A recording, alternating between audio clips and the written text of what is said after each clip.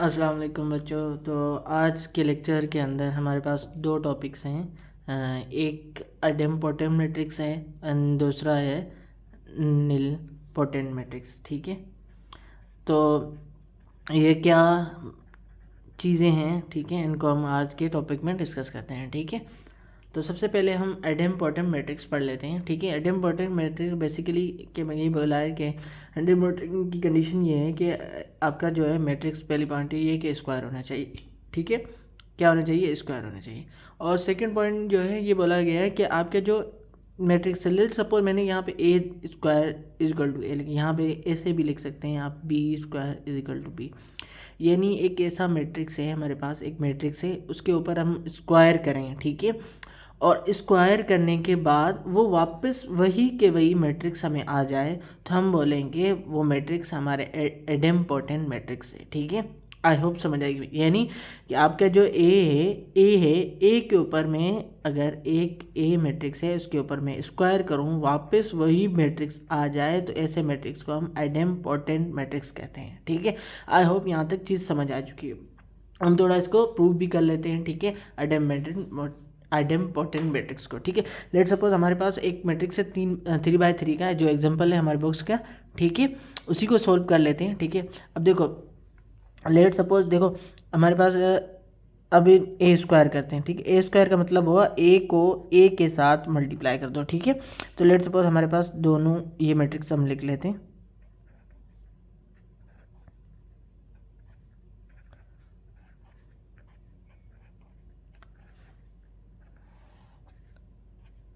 ठीक है, क्योंकि हमने multiplication, addition and subtraction part जो है ना वो सब के सब हमने ऑलरेडी डिस्कस कर चुके हैं। ठीक है, तो इसलिए उसके बाद मैंने ये आइडेम्पोटेंट मैट्रिक्स और नील मैट्रिक्स पढ़ाना शुरू किया है। ठीक है, अब हमें पता है जब मल्टीप्लिकेशन हम करते हैं उसका प्रोसीजर क्या होता है कि आपके मैट्रिक्स के जो है ना मल्टीप्लिकेशन के लिए हमने कंडीशन रखी थी।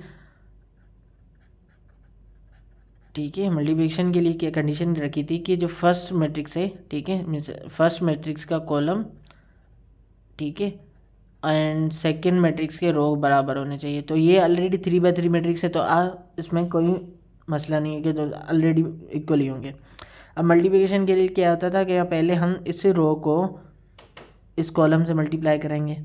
ठीक है, फिर इसी रो को, फर्स्ट रो को सेकंड कॉलम के साथ मल्टीप्लाई करेंगे, इसी तरह सेकंड फर्स्ट रो को थर्ड कॉलम के साथ मल्टीप्लाई करेंगे। ठीक है, ये हमने कॉन्सेप्ट पढ़ चुके हैं। ठीक है, 2 को 2 से मल्टीप्लाई करेंगे तो क्या बन जाएगा? 4।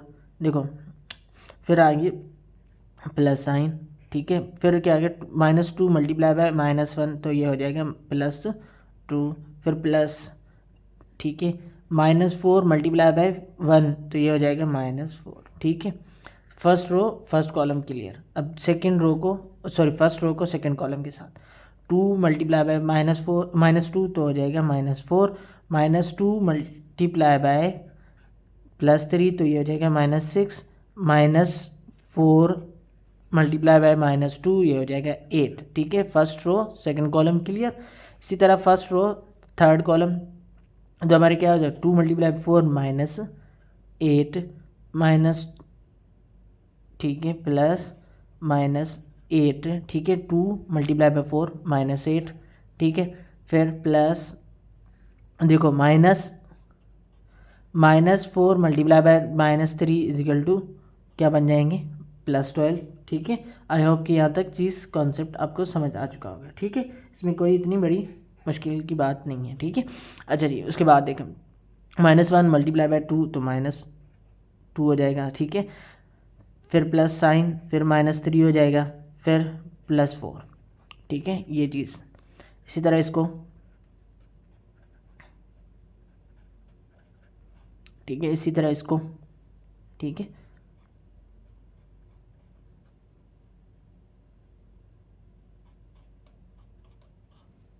ठीक है, इसी तरह सेम टू सेम प्रोसीजर इसके लिए।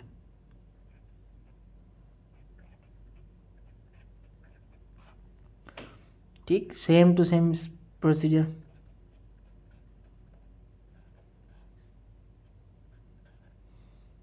Same to same procedure.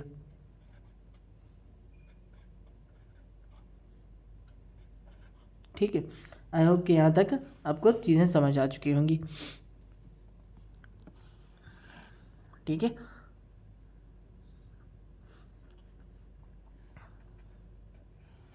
अब देखो 4 + 2 - 4 ± 4, ठीक है, -4 -6 + 8, इसी तरह -8 -8 + 12, इसी तरह -2 -3 + 4, क्योंकि minus minus into plus minus हो जाएगा, ठीक है।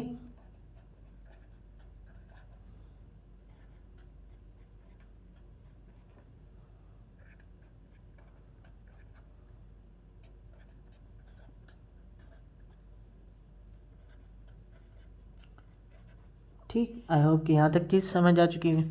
अब देखो जो कैंसिल आउट हो रहे हैं उनको पहले कैंसिल आउट कर लेते हैं, ठीक है, देन सिंप्लीफिकेशन कर लेते हैं, ठीक है। देखो ये 4 -4 +4 -4 कैंसिल, रिमेनिंग क्या रह गया 2, ठीक है। इसी तरह देखो ये -10 बना, +8 करेंगे तो ये क्या बन जाएगा -2। इसी तरह देखो -16 8 -8 -8 तो -16 -16 + 12 हो जाएगा -4, ठीक है। इसी तरह यहाँ देखो -5 + 4 करेंगे तो -1 हो जाएगा, ठीक है।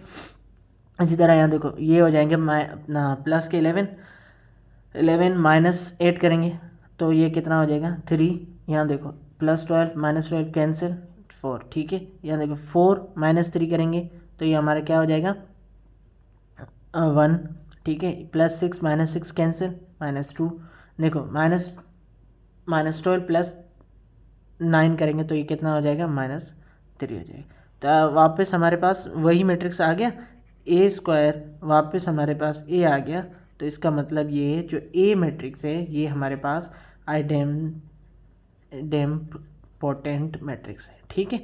आई होप कि ये वाला पार्ट आपको क्लियरली समझ आ चुका होगा आइडेम्पोटेंट मैट्रिक्स का, ठीक है। अब हम अपने नेक्स्ट पार्ट के ऊपर चलते हैं, निल मैट्रिक्स के ऊपर। अच्छा जी बच्चों, तो हमारे पास सेकंड पार्ट है जो है निल पोटेंट मैट्रिक्स। अब निल पोटेंट मैट्रिक्स क्या कहते हैं कि निल पोटेंट मैट्रिक्स हमें ये कहता है कि आप ए के ऊपर पावर p दे दें और वापस जो है ना आपका नल मैट्रिक्स आ जाए, ठीक है। मतलब ये है कि अगर लेट सपोज p यहाँ पे ये डिफाइन कर रहा है, p आपका पॉजिटिव इंटीजर है और स्मॉलेस्ट पॉजिटिव इंटीजर है, ठीक है। और p को हम इंडेक्स भी कहते हैं, p को हम डिग्री भी कहते हैं। यानी आप समझो ये कहना ये चाह रहा है कि a के ऊपर अगर कुछ भी पावर दे दें और वापस अगर मैट्रिक्स जो है ना आपका जो मैट्रिक्स बन रहा है वो नल मैट्रिक्स बन रहा है, तो ऐसी तो ए मैट्रिक्स को हम निल पोटेंट मैट्रिक्स कहेंगे। अब ए आपका ए के ऊपर 2 देने पे पावर 2 देने पे आपका अगर निल मैट्रिक्स आ जाता है तो हम कहेंगे ये ए आपका निल पोटेंट मैट्रिक्स है। अगर ए के ऊपर पावर 3 करने से आपको निल मैट्रिक्स मिल रहा है तो आप कहेंगे ए आपका जो है वो निल पोटेंट मैट्रिक्स है, ठीक है। ये जो 1 2 ये बेसिकली जो पावर है, ठीक है, या डिग्री जो है, ठीक है, इसे ये मोस्टली हमारे बुक के अंदर कंसिडर किया गया है इंडेक्स, ठीक है, कि आपका इंडेक्स कितना है। अगर जितने भी पावर मिसाल तौर हमने ए पावर 2 किया तो आंसर इंडेक्स सॉरी निल मैट्रिक्स आ गया तो हम कहेंगे आपका इंडेक्स 2 है। अगर ए के ऊपर पावर 3 करने से हमें जो है निल मैट्रिक्स मिला तो हम कहेंगे वो हमारे पास इंडेक्स जो है ना वो 3 है, ठीक है। आई होप कि यहाँ तक समझ आ चुकी होगी निल मैट्रिक्स के अंदर कॉन्सेप्ट, ठीक है। अब हमारे पास लेट सपोज हमारे जो एग्जांपल है हमारे बुक का वो हमने वही पिक किया है, ठीक है। तो उसके अंदर एग्जांपल दिया 1 2 3 1 2 3 -1 -2 -3, ठीक है, ये एक मैट्रिक्स दिया। ओके, अब हमने क्या किया पहले A² को मतलब A² किया, यानी ए को ए के साथ मल्टीप्लाई करते हैं, ठीक है। हम देखते हैं कि हमारे पास आंसर क्या आता है, ठीक है। जब हमने ए को ए के साथ मल्टीप्लाई किया तो हमने हमारे पास आंसर क्या मिला है, ठीक है, उसको देखते हैं। देखो हमने क्या किया 1 को 1 के साथ मल्टीप्लाई, 2 को 1 के साथ मल्टीप्लाई, 3 को -1 के, तो हमारे पास आंसर क्या बना 1 + 3 -3, ठीक है। इसी तरह सेम प्रोसीजर मैंने जो है कॉलम 2 के साथ किया, ठीक है। और इसी तरह सेम प्रोसीजर मैंने कॉलम अपना 3 के साथ किया, ठीक है। तो बेसिकली हमने मल्टीप्लिकेशन ऑलरेडी पढ़ ली है तो मुझे इन चीज़ों को दोबारा समझाने की ज़रूरत नहीं है, ठीक है। तो हमारे पास जो मैट्रिक्स बना वो हमारे पास मैट्रिक्स बना 1 + 2 -3 + 2 + 4 -6 3 + 6 - 9, 1 + 2 - 3, 2 + 4 - 6, 3 + 6 - 9 - 1 - 2 + 3। ठीक है, ये मैट्रिक्स हमें मिला। अब देखो हमारे पास, देखो ये 3 प्लस के 3 माइनस के 3 0, ये देखो 6 बना, ये माइनस के 6 0, ये 9 बना -9 तो 0। ठीक है, +3 -3 0, +6 -6 0, 3 + 6 9 -9 0, -1 -2 -3 + 3 0, -2 -4 -6 +6 0, -3 -6 -9 +9 0। ठीक है, तो हमारे पास हमने क्या किया, ए स्क्वायर किया, तो हमारे पास वापस जो है नल मैट्रिक्स मिल गया। ठीक है, तो हमारे पास ये चीज़ प्रूव हो गई, तो हमारे पास ये मैट्रिक्स क्या है, नल मैट्रिक्स है। तो इसका अगर कोई पूछे इसका इंडेक्स कितना है, तो कितने बार करने से हमारे पास नल मैट्रिक्स मिला, 2 करने से, तो हम कहेंगे ये हमारे पास इंडेक्स जो है ना यहाँ पर मैट्रिक्स का वो 2 है। ठीक है, आई होप कि यहाँ तक आपको क्लियर हो चुका होगा।